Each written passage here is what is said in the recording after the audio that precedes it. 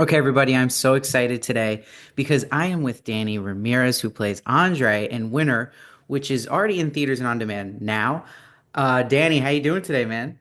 I'm doing great, man. I'm doing great. Just enjoying the lovely little South Florida sun. Oh, I love that. Yeah.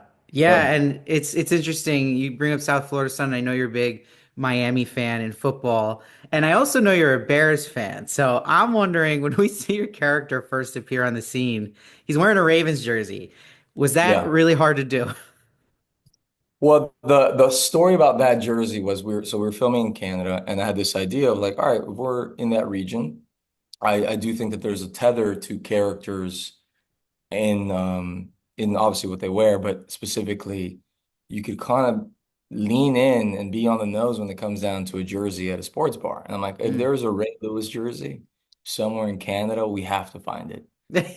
So the costume designer was able to find the jersey on sale at like on eBay or no, or like a local spot or maybe found it on eBay. But it was like a last minute awesome find. And I was like, oh, that you understand who Andre is when you meet him. Yeah, that's a great Yeah. touch, and that is an iconic jersey, so it's cool to see that. Now, with Amelia Jones playing your love interest, did you have to do a chemistry read with her? And did you have to also, like, is there a way you guys build trust with one another?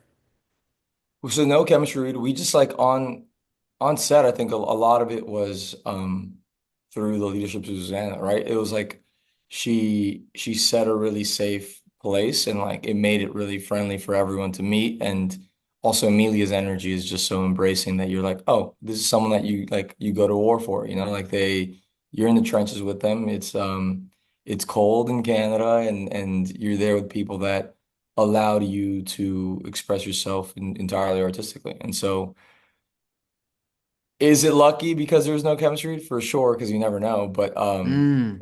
so far I've been really lucky with anyone that I've ever had to be opposite of. No, and it paid off because the chemistry is great, and it's great seeing you guys together in this movie. I really love that. I also like that Andre loves animals and he Mhm. wants to be a vet. Do you have any pets, or do you eventually have pets you like dream of getting?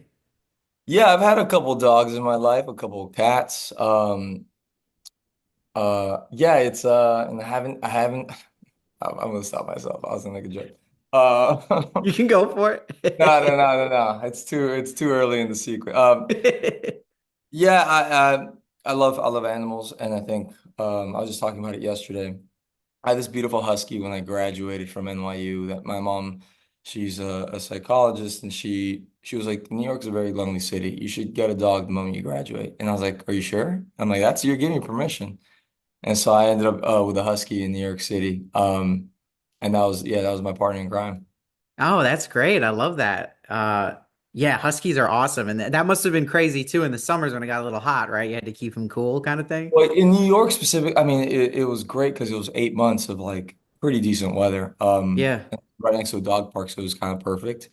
But then when I moved to LA, I had to drop him off in Chicago because I'm like, I can't take a husky to LA. I can't do that. Uh, Yeah. no, that makes sense.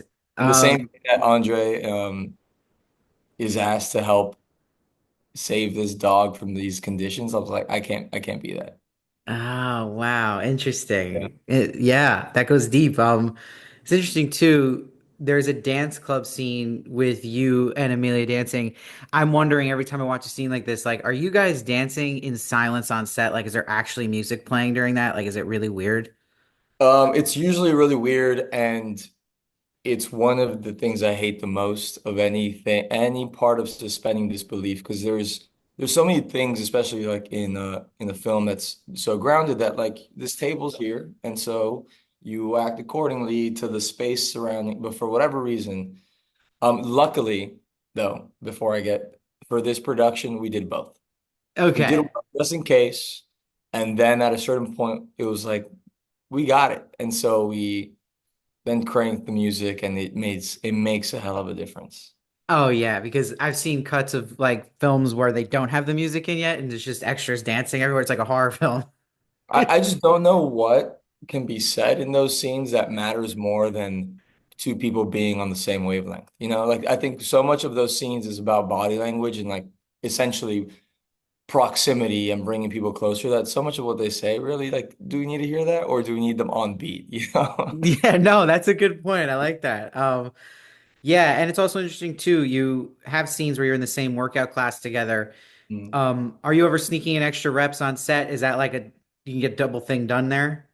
A little bit, yeah, a little bit. I can't fake sweat, and so sometimes I'm like, I'm 15, 20 minutes before we go in, and I'm just trying to build up as much of an authentic sweat as I can. Oh, Uh, nice. Amelia was busting her butt trying to like just get as jacked as she could. And so we'd be like in the waiting area of that gym just cranking through reps. And so by the time that we were on the mat, like down, I think yeah, during that scene, we were a little exhausted. And then we're trying to do like um because those scenes were shot over the course of a couple of days. And so it was just like a really intensive workout period. Yeah, no, that's cool. And I actually like that you're saying the authentic sweat because I always feel like they just fake that, but that's even better. That's another thing. So clubs, fake clubs, dancing scenes, and fake sweat.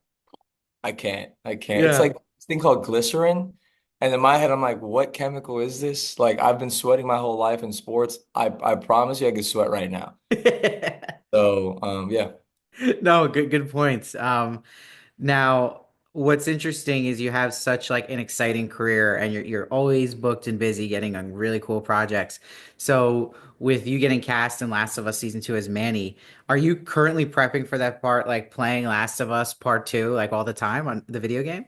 Well, we finished shooting the season. Ah, So I've this is that question. I finished it like 8 months ago.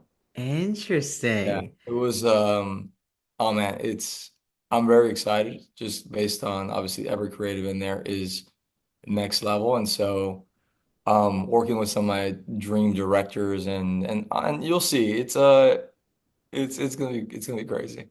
Did you play the game before though, or have you looked like back now and played it? No, I had to watch video clips because someone's like, "Yo, you got to play this game. It's terrifying." And I was like, I'm not trying to just scare myself when I'm playing video games."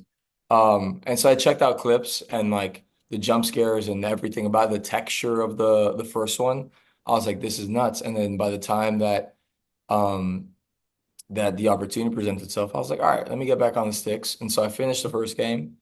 I'd already seen the season, and then I play the second game, and man, holy shit. Yeah. Yeah, that game. I can see why there's such a massive following because I was like, you don't stray away from quality, like quality is quality is quality is quality. So, yeah. Yeah, I think that's why everyone's extra pumped about season 2 because your reaction, even just the game, it's an awesome game, part 2. Now, you had this awesome crowd you were in front of at San Diego Comic-Con for Captain America: Brave New World. Was that surreal? Was that the biggest live crowd you ever been in front of? No, it was surreal. So it was surreal because I had done Hall H for um the Walking Tales of the Walking Dead.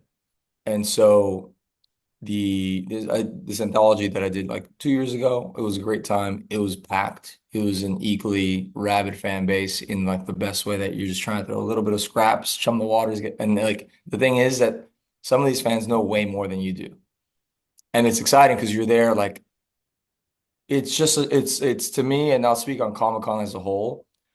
I love it because it reminds you by sheer volume of just how important story is and suspending disbelief and going into a place that is safe and exciting and challenging on your own. I think there's and going to the Mecca and just seeing all that energy being thrown at you, that to me, like on a tough day on set, you're like, we do this for the fans. We from like the Tom Cruise school of acting and making movies and why he does it to then how Marvel challenges and takes that on. Comic-Con, specifically Hall H, or it's like to me, it's just the point of intersection of a lot of what we do. Yeah, no, that's a great answer. And off your point of that, do you feel then like there's extra pressure with doing it for the fans and this fans that know so much and take so much pride in this stuff, like taking the mantle as Falcon? Like, did you feel kind of nervous about it? No, no, I think it's because it's tough to ever try to do it for millions of people knowing that everyone has their own slightly different version, right? Everyone has a an ideal that is different. And everyone's right. At the end of the day, when you put something out in the world, it becomes everyone's, and everyone's interpretation of it is correct. And so it's hard to tackle it from a let me please everyone. But the only thing I could do is do everything I possibly can in my power, take my creative risks, and do it for the good of the project, of the film. And if that's what I do, that's like um then however it's interpreted, that's it's always going to change. And there's so many variables that you could only control what you can control. And so yeah, to me, it's like if I give it my effort and my all, and I feel good about it, that's it's me. Yeah, it's my gift. It's my like my offering. Oh, that's a great, wise answer. And you got a level head on yourself, which is awesome. And I can't wait to see you do the Falcon. I know you're going to kill it. And everybody, for now, watch Danny in Winter, which is in theaters and on demand now, and many more things. This man, like I said, is booked and busy. Danny, thanks for joining me, and I hope to talk to you in the Thanks for future one having day. me. Absolutely. Thank you for having me.